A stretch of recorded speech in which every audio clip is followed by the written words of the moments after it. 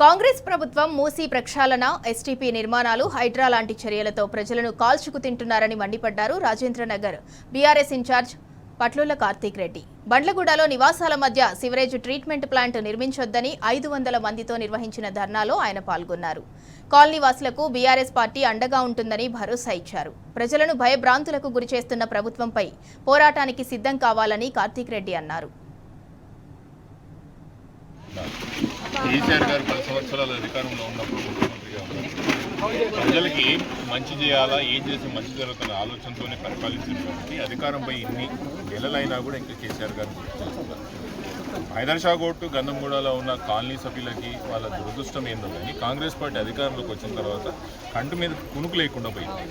ఆ రోజు మూసీ ప్రాజెక్ట్ అని ముందలు తీసుకొచ్చి ఇల్లుల కానీ మార్కింగ్ ఇచ్చి అట్లా ఒకసారి ఇబ్బంది పెడితే ఇప్పుడు ఇళ్ల మధ్యలో ఉన్న ఈ భూమి విషయంలో ఎస్టీపీ ఇక్కడే కట్టి ప్రజల్ని ఇబ్బంది పెట్టాలని ఆలోచన తప్ప ప్రభుత్వం ఇంకోటి ఆలోచన నాకేం కనిపిస్తలేదు.